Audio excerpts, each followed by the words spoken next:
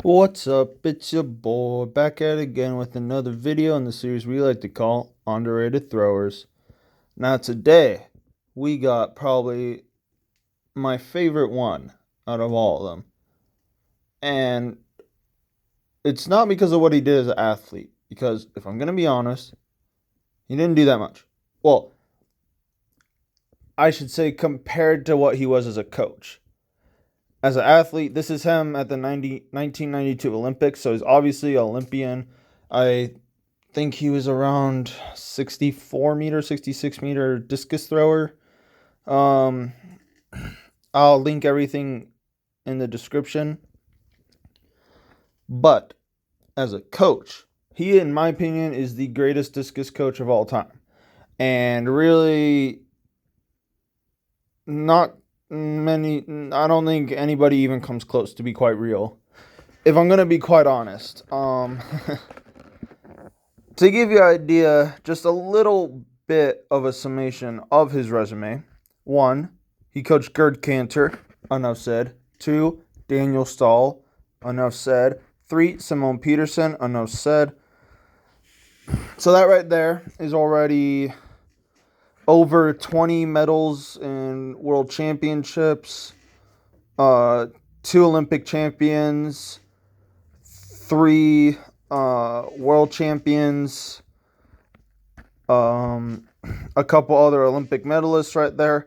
Not to mention the shot put, he coached Joachim Olsen, who was a bronze medalist in the Olympics, who I made a video on as well earlier. The amount of 70-meter throwers he's coached is crazy. He's probably, I think, 70-meter throwers ever. So that right there, already goated. And I mean, he's coached Gerd Kanter and Daniel Stahl. Gerd Kanter, in my opinion, really no debate, the second best discus thrower of all time. It's really hard.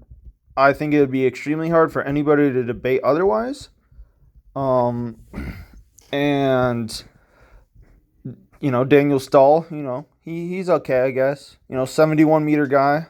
Oh, by the way, Gerd Kanter, if anybody doesn't know, which I assume you've been living under a rock if you don't know who the hell Gerd Kanter is.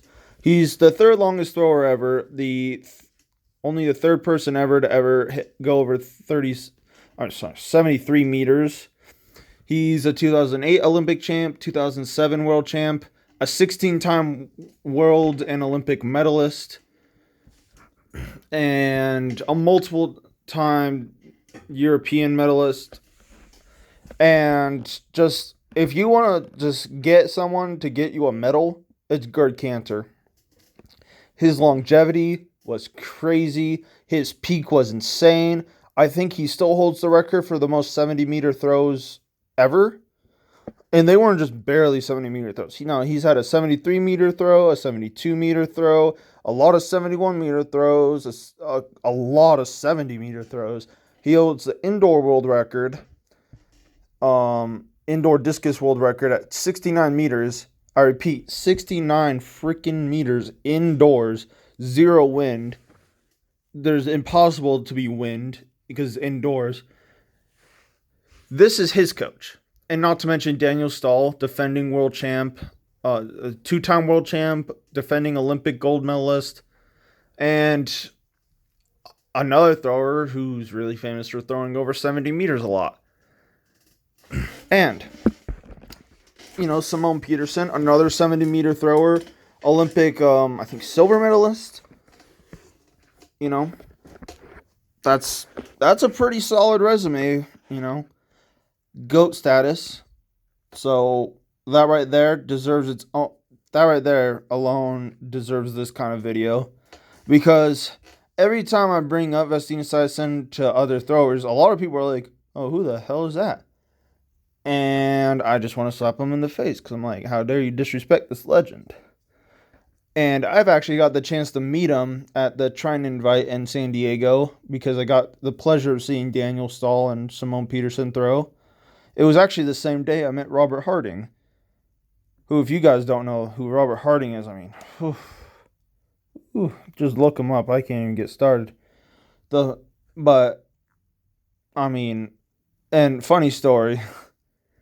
Oh, I met uh Coach V. I'm just gonna keep saying Coach V. By the way, I know I butchered his name. Okay, I'm not Icelandic, so I'm just gonna call him Coach V for the rest of the video. Because it's just a lot easier on me and you. So I met him and I walked up to him. I'm not gonna lie. I met some celebrities and stuff, and I didn't really care. Throwers are really the only people who I get a little starstruck from. And with like Robert Harding and Coach V, oh my god, I got starstruck. Especially Coach V. And I'm not gonna lie, it's one of the biggest regrets of my life. When I met him, I walked up to him, I tapped him on the shoulder. He was just alone. I don't know how he wasn't mobbed by like questions and stuff, which is crazy to me. But there was a break in the action at the meet. I was done competing, waiting to see the elite people throw. And he was just sitting there in a chair under a tree, and I was like, man, I gotta go meet him. So I like slowly walked up behind him, tapped him on the shoulder. He was a very, very nice person. Spoke actually pretty good English. And all I talked about was how he liked coaching Gerd Kanter. And I'm not going to lie, that's probably the biggest regret of my entire career, because I had the chance to pick the mind of the greatest discus coach of all time, and instead I fangirled over Gerd Kanter and him. So I'm just a goober. So, but back to Coach V. So those are his accomplishments. So if that's not impressive enough, he was also a 60 plus meter discus thrower and an Olympian himself for Iceland.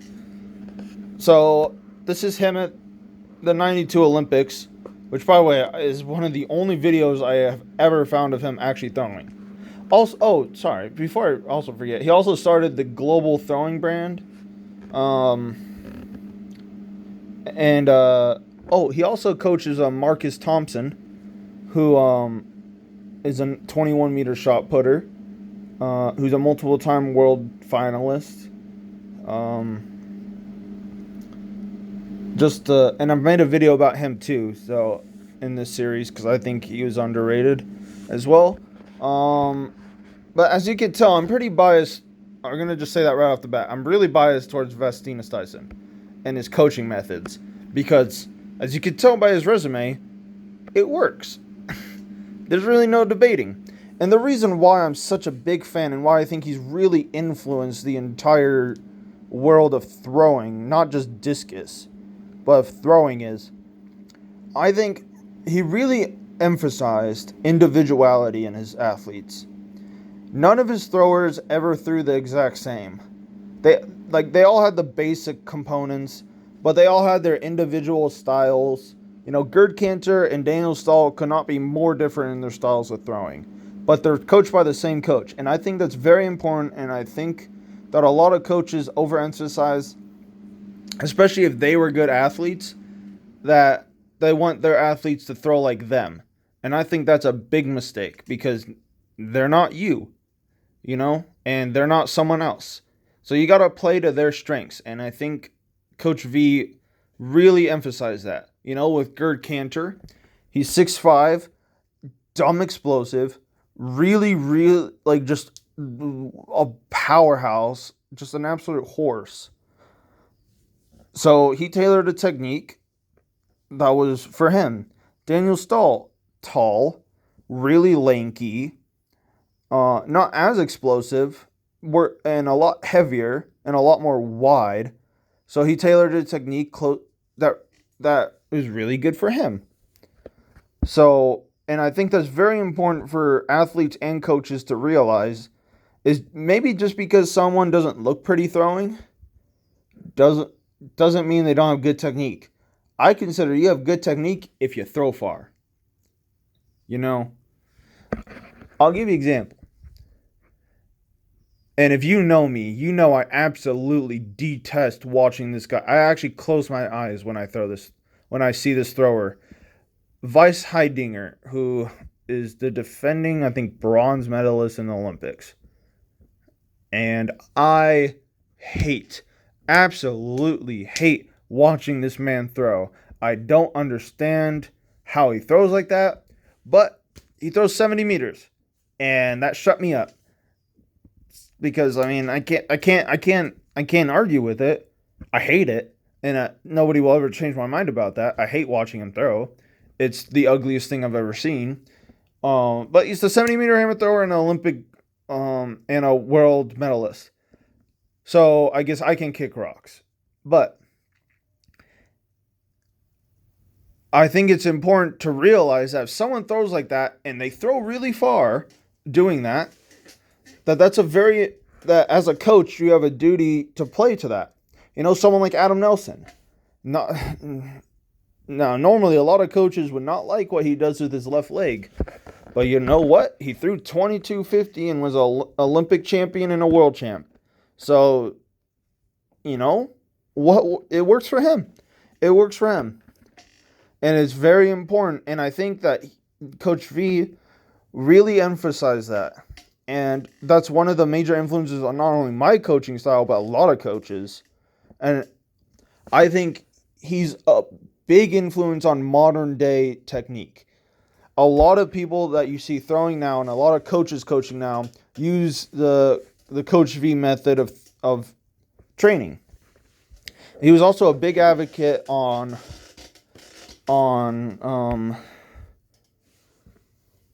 using whole body, using the whole body, not only in the throw but in the weight room too. There's videos and clinics on YouTube of him talking about his methods for training. And if you have the time in the day, because they're really long, watch them because they're really interesting. A little hard to hear, but very interesting. And he was a big advocate on training the whole body. So normally, like the American style is train arms, then train legs, and train arms, and train. So like one day is train legs, next day train arms, and then a break, and then train legs, and then train arms. He was a big proponent, of train arm and legs train the whole body one day, train the whole body the next day. Because he says, well, you use the whole body in the throw, so why wouldn't you use the whole body in the weight room? And I mean, yeah, that makes sense. It makes sense. Like, the more you think about it, you look at almost any European training, they rarely ever just do a leg day, then an arm day. You really see that in a lot of American throwers. Both styles work, but I believe this method really works. People have had success in both, which is also another individual thing that is to keep in mind. So, and when we get to the throw, his throw, you'll notice a little bit of similarities to Gerd Kanter. And I will say, so Vesteinn has talked a lot about his throwing influences, with Mac Wilkins, Wolfgang Schmidt being big influences. And another big point that he likes to make is simplicity equals consistency and more distance. And I'm a big proponent in that. I believe that the simplest technique you can get away with, the better. Because if you make movements very complicated, it's very hard to repeat them. And in a sport, you want to be able to do very repeatable movements that work really well and are tailored to you. So you don't need to do like super fancy winds, a super fancy orbit, and all that. At the end of the day, you just got to wind back, feel under tension, turn around your left if you're right-handed, get into sprint, get in the middle, and then just attack the shot. Shot or disc. That's really at the end of the day. It's literally big circle to little circle. Throwing is very simple when you really break it down to the bare bones. All right, and that's why he's coached not only some of the furthest throwers ever, but some of the most consistent throwers ever. And in my opinion, I would rather take someone who's very consistent over someone that, threw 70 meters once and then never went even close to that ever again and never could repeat it on the big stage. I'd rather take someone who's consistently a medalist at Worlds and Olympics than someone who threw 70 meters once in their entire life. All right? I'm just saying, like, as a coach, because that's a lot more valuable to a national team or just, a lot of stuff. And also, consistency and technique. When you see a consistent thrower through years and years, consistency, it probably means they have very good, solid technique. And those are the type of people you want to have as technical models. So that's also another thing to look for. But back to Coach V. So he's in my opinion, he's probably the biggest influence on modern day technique in rotational shot put and discus. And a lot of throwers, whether they know it or not, apply a lot of the same principles that he has. All right, so you'll notice. Now we'll get into his actual throw. And actually break down his actual technique. So here he is. Sorry, I hate the way they filmed these back then, in the 90s and early 2000s. How they barely show the throw and they show the front angle. I hate watching the front angle. I like watching the back angle. But whatever. At least it's a video. So you're here. He doesn't wind back very far. Very similar to Gerd Kanter's wind, just back. And then really this is almost exactly the same position that Gerd Kanter is in. At the back as well. I'm pretty from what it looks like, and I'm a big proponent of this. Vesteinn was a very big proponent of leading with the left knee and not really falling into the left knee, but having the left knee outside of the foot. And what that does is it really creates a tremendous amount of speed and a lot of separation super fast.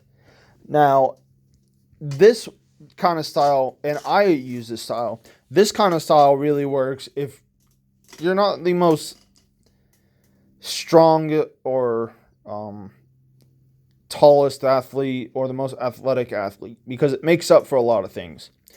But I will say you need to be super technically sound in order to pull this off, because it can't, if you don't do it correctly, can lead to very big inconsistencies and you breaking at the left hip, which I mean shooting your butt out instead of keeping stacked. Now he does a beautiful job of this. So his armpit, knee, and foot are all in line, so he's over his left. Disc behind him, left arm in front, inside the left knee, which is another thing Gerd Kanter did as well.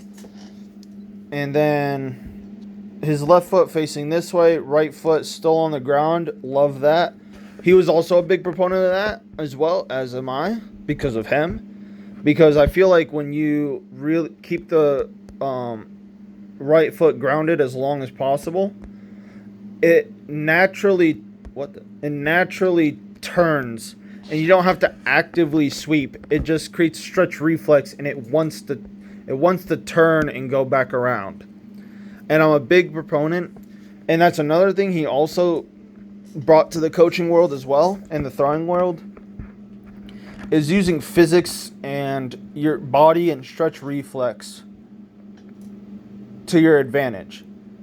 And when you use stretch reflex, and what I mean by stretch reflex is when you elongate the muscles to the very extreme and then just release them really quick.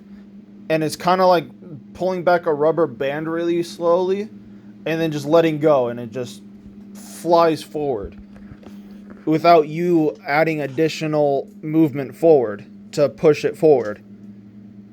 And that's the same kind of thing that stretch reflex is. You're basically just pulling back a rubber band, and then it boom, right there. And he's not actively doing that. It's just his body wants to do that. It's the same thing with the sprint. You know, when you really got a good knee and shin angle down, your left foot will naturally just sprint. You don't have to think about sprinting. It'll just sprint. Because your body will naturally... It's the equivalent of... If you ever... Like, I don't know if you guys have seen Michael Jackson's, like, Smooth Criminal, and, like, he's, like, leaning forward. And you know, like, that motion when you lean forward and then, like, to the point where you're going to fall, and then you take a step forward and your body catches yourself. It's the same kind of thing in the sprint. So when you're here, your body will think, oh, I'm about to fall. So what you do is you get off the left leg. Your body will naturally get off the left leg. And because you have so much stretch in that right leg, because you held it down for so long, it whips you around. And he does that extremely well, and that's one of the reasons why he throws far, and Gerd Kanter throws far, and Daniel Stahl throws far, is because they use stretch reflex to a big advantage. And that's also why you have to be super mobile as a thrower, and super athletic as a thrower, especially at this level. So you're here, really nice.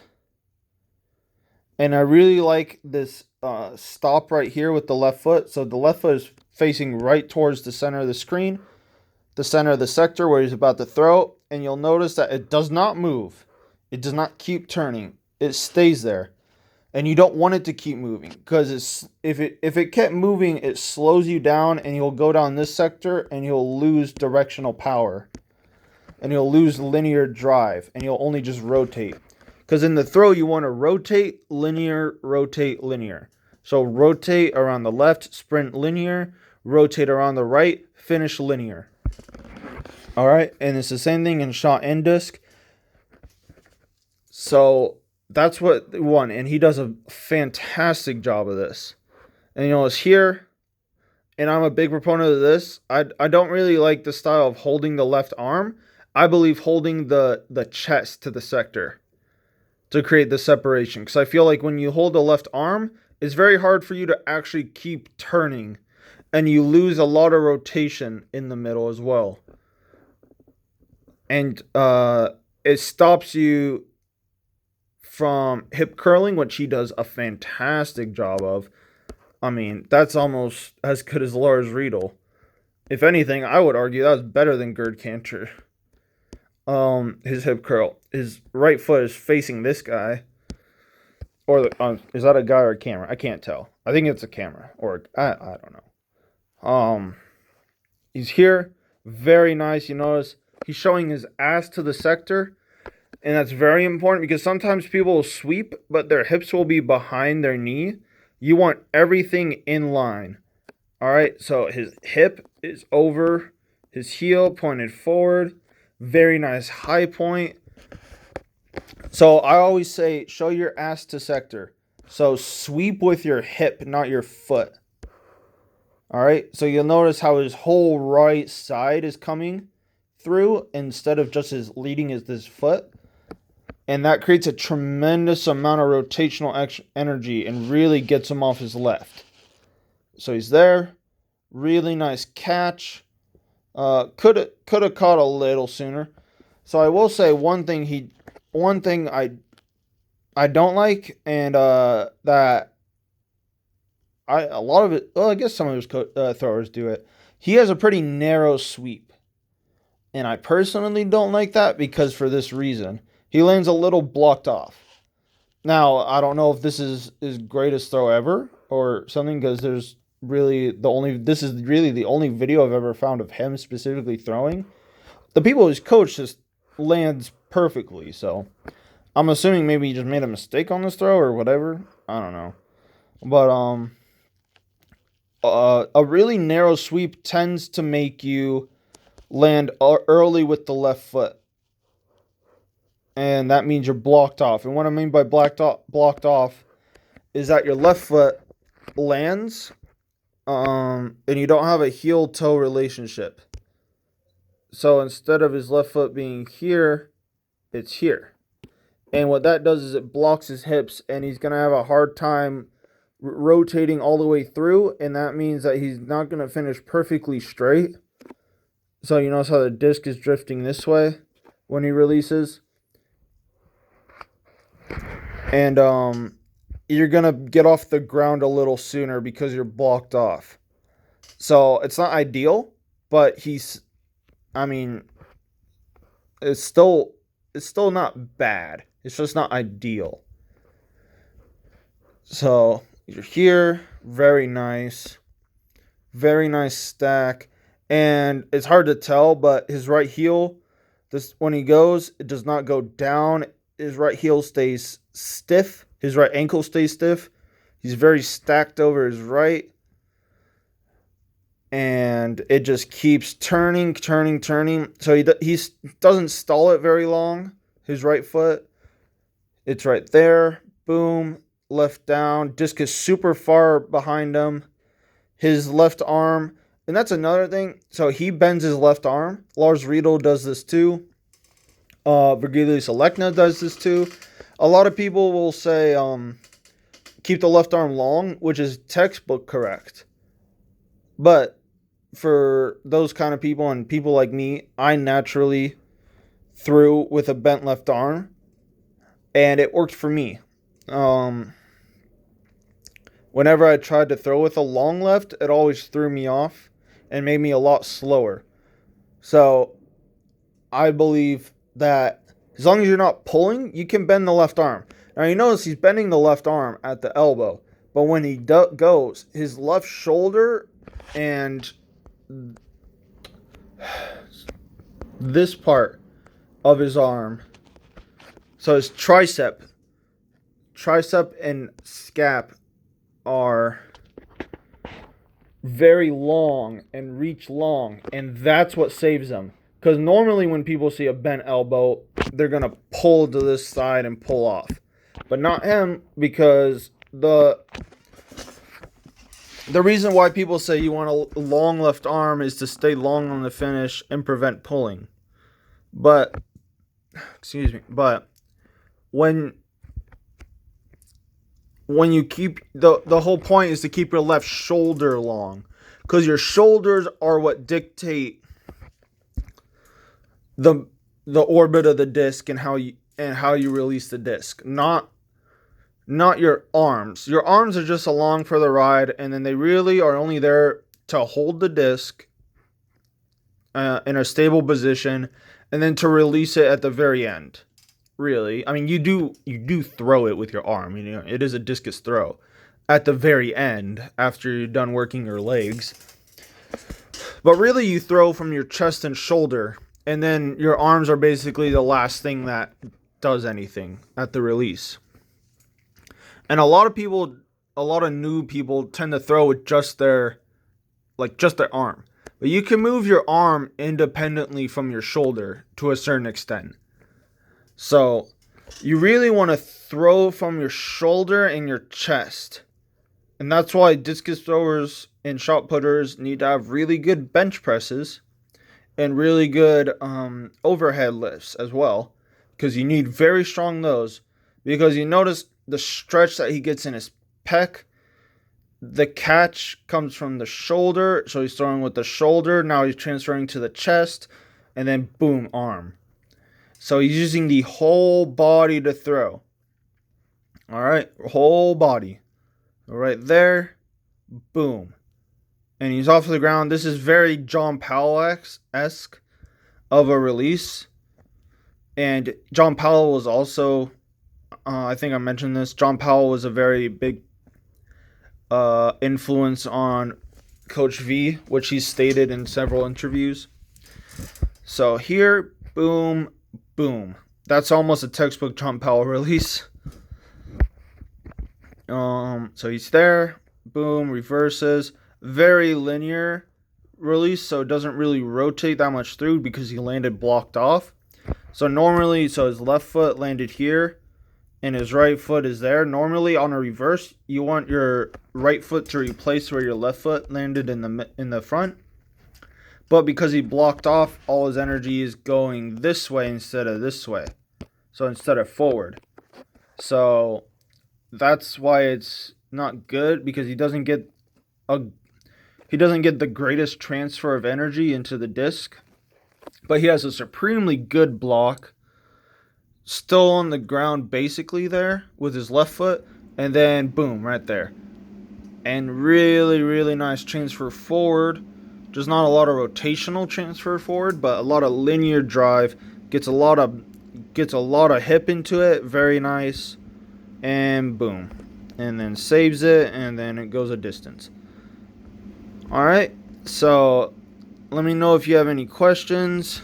We'll watch this throw in full speed because I keep forgetting to do that.